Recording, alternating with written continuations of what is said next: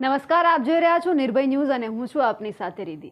બનાસની બેન ગેનીબેન સાંસદ બની ગયા છે અને લોકસભામાં તેમનો ભવ્ય વિજય થયો છે. ત્યારબાદ તેમના અભિવાદન સમારોહ હજુ પણ ચાલુ છે. બનાસકાંઠાની અંદર ગેનીબેનનો અભિવાદન સમારોહ રાખવામાં આવ્યો અને તેમની અંદર કોંગ્રેસના પ્રભારી મુકુલ વાસનિક પણ આવ્યા હતા. પરંતુ જ્યારે કોઈ પણ સભા હોય ત્યારે ગેનીબેનની સાથે જે બે વ્યક્તિ દેખાતા હોય છે તેમાંથી આજે એક વ્યક્તિ સ્ટેજ ઉપર નહોતા, પરંતુ તેમને વીઆઈપીની ખુરશી ઉપર બેસાડવામાં આવ્યા હતા. અને હું વાત કરી રહી છું અત્યારે ઠાકરસિંહ રબારીની, જે આપણને પાછળ દેખાઈ રહ્યા છે કે અત્યારે તે વીઆઈપી ખુરશી પર બેઠેલા છે, પરંતુ મંચ ઉપર આપણને જોવા નથી મળ્યા. આ છે ઠાકરસિંહ રબારી. આ એ વ્યક્તિ છે કે જ્યારે ચૂંટણી આવી છે ત્યારે ગેનીબેનને આ વ્યક્તિ હંમેશા મદદ કરી છે. એક સૈનિક તરીકે તેમની પાસે ઊભા રહ્યા છે, તેમની સાથે ઊભા રહ્યા છે.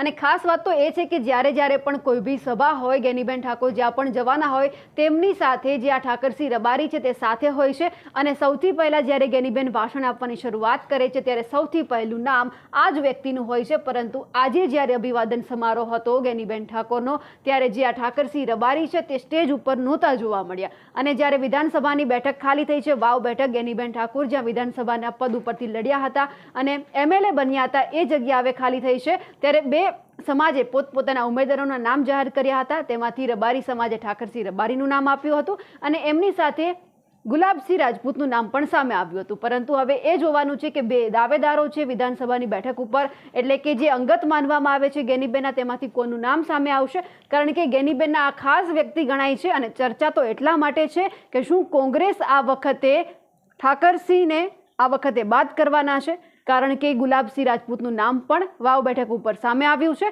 એમની સાથે ઠાકરસિંહ રબારી પણ નામ સામે આવ્યું છે.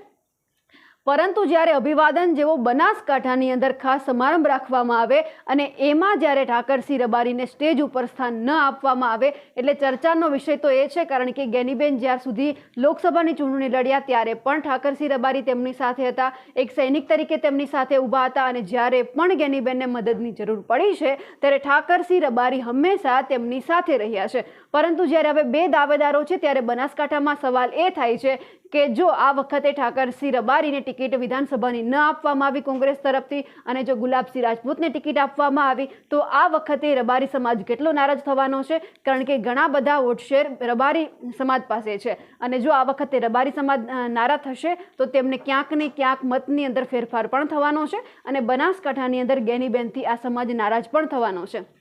ખાસ વાત એટલા માટે કહી શકાય, આ એમના બે ડાબો અને જમણો હાથ કહી શકાય. જ્યારે ઠાકરસિંહ રબારી સ્ટેજ ઉપર ન હોય અને જ્યારે બધા જ પબ્લિકની વચ્ચે ઠાકરસિંહ રબારીને બેસાડવામાં આવે ત્યારે કોંગ્રેસ તરફથી પણ સવાલ લોકો એમને કરી રહ્યા છે કે શું ઠાકરસિંહ રબારી હવે ગેનીબેનની સાથે નથી? કેમ તે લોકસભાની અંદર જીતી ગયા અને સાંસદ બની ગયા એટલા માટે હવે તેમને ઠાકરસિંહની જરૂર નથી? કારણ કે 5 વર્ષ સુધી તે સાંસદ તરીકે કામ કરવાના છે. તો શું ઠાકરસિંહ રબારીનું હવે કોઈ વર્ચસ્વ કોંગ્રેસમાં નથી રહેવાનું? કેમ કોંગ્રેસ આ વખતે ઠાકરસિંહ રબારીને સ્ટેજ ઉપર ન બોલાવ્યા? કેમ તેમનું પત્તું કાપવા ઉપર કોંગ્રેસ હવે ઊભી થઈ છે?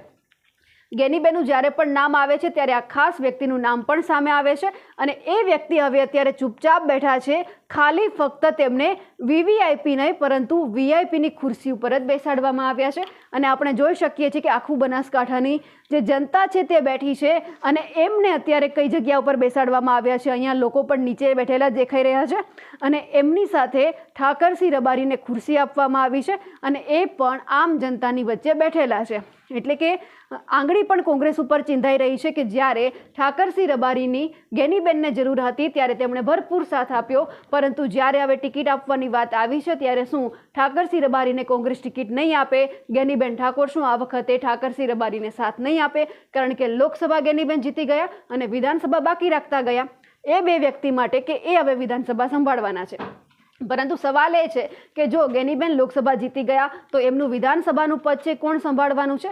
એમના નજીકના વ્યક્તિ તો અત્યારે નીચે બેઠેલા દેખાય છે. જો તેમને ટિકિટ આપવાની હોત તો ખાસ તેમને મંચ ઉપર બેસાડવામાં આવ્યા હોત. ત્યારે હવે આવનારા સમયમાં એ જોવાનું છે કે ગુલાબસિંહ રાજપૂત અને એમની સાથે ઠાકરસિંહ રબારી કોણ આ વખતે વિધાનસભામાં વાવ બેઠક ઉપરથી ચૂંટણી લડવાનું છે. અમારા અહેવાલ વિશે તમારું શું કહેવું છે? કમેન્ટ કરીને ચોક્કસથી જણાવજો. સાથે જ નિર્ભય ન્યૂઝને લાઇક, શેર અને સબસ્ક્રાઇબ કરવાનું ભૂલશો નહીં. નમસ્કાર.